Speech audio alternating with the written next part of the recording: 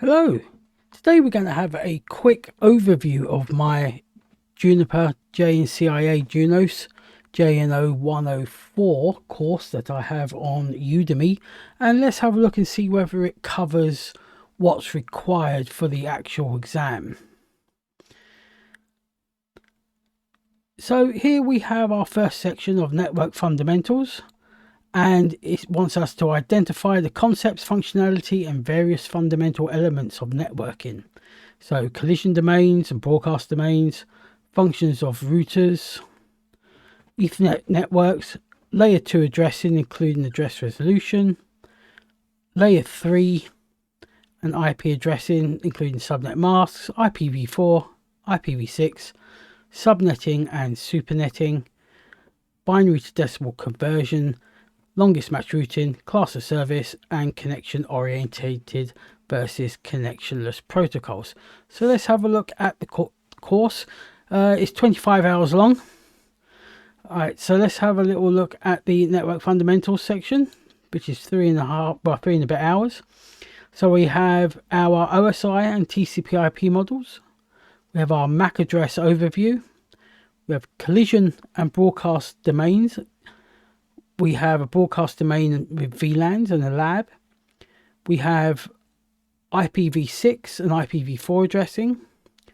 We have subnetting, decimal to binary conversions, subnet masks, supernetting, longest match routing, TCP versus UDP, class of service. Okay, so it looks like we have everything covered there. Let's have a look at the OS fundamentals. They want you to know the software architecture, control and forwarding planes, the routing engine and packet forwarding engine, transit traffic processing and exception traffic. What do we have here? So we have the software architecture, the protocol daemons, the routing engine and the packet forwarding engine, transit and exception traffic. So it looks like we're covering everything there. Under the user interface, they want you to know the CLI functionality, CLI modes, CLI navigation and CLI help, how to filter output, active versus candidate configuration, reverting to previous configurations, modifying, managing and saving configuration files, viewing, comparing and loading configuration files, and Juniper's JWeb core functionality only. Okay, so let's have a look and see what we have on this. So we have our CLI functionality, our modes, our navigation and our help. We have the information levels, filtering output, the active versus candidate configuration. We have our configuration modes and our commit options. We have our rollback configuration, configuration files, and the Juniper JWeb. So it looks like everything is covered there. Let's have a look at our configuration basics. Okay, so they want us to be able to understand the factory default state, initial configuration, user accounts and login classes, user authentication methods. They also want interface types and properties, configuration groups, additional initial configuration elements like network time protocol and a simple network management protocol and syslog, configuration archival, login and tracing, and the rescue configuration. Let's jump over and have a little look here. So we have on the course our factory default, our initial configuration, our user accounts, login classes, login authentication, interfaces, interface configuration, some IPv6 configuration, configuration groups, network time protocol, syslog and a syslog lab, SNMP, tracing and debugging, or tracing aka debugging, and our rescue configuration. So it looks like everything is covered for the configuration basics. Okay, so the operational monitoring and maintenance, they want you to know some show commands, some monitor commands, interface statistics and errors, network tools such as ping, traceroute, telnet, SSH and so on, Junos OS installation and upgrades, powering on and shutting down the Junos device, and root password recovery. Let's see what the course covers there.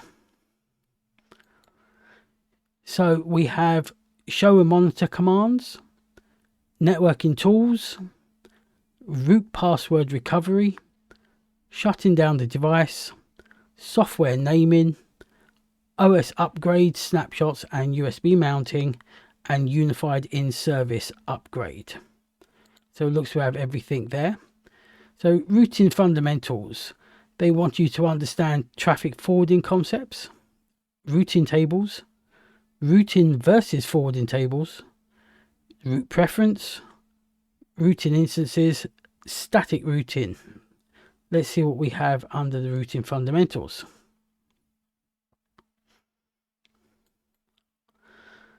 So under the routing fundamentals, we have our static routes, route preferences, routing tables, routing instances, default routing policies, routing policy filters, and firewall filters. Okay, and if we scroll down, we have the last section here, which they want you to understand routing policies, exporting policies, routing policy flow, the effect of policies, policy structure and terms, policy match, firewall filter concepts, filter constructs and terms, and unidirectional verse path forwarding. Okay, so all that is covered already. That's fantastic. Plus there is an extra 7 hours of content on the actual Juniper JNCIA course. It's not part of the course, but it's been added anyway. So we have some layer 2 switching, some inter-VLAN routing, some spanning tree, layer 2 bridging, and some basic service provider bridging. We have some RIP, some basic RIP configuration and mixed vendor RIP. We have some basic OSPF, so single area OSPF, multi-area OSPF, and OSPF authentication. In terms of ISIS, or intermediate system to intermediate system, we have single area, multi-area, and again ISIS authentication and bidirectional forwarding detection. And we have some BGP included as well. So we have external BGP, exporting routes, internal BGP with a full mesh, internal BGP with a route reflector, and BGP best path. Quick look at that. So as we can see, the Udemy Juniper JNCIA Junos JN0-105 course that I created covers all the topics that are required for the JNCIA exam, with an additional 7 hours worth of content. So if you do go into a work environment with Juniper equipment, you're more than able to jump on and understand what's going on. Thank you very much for your time.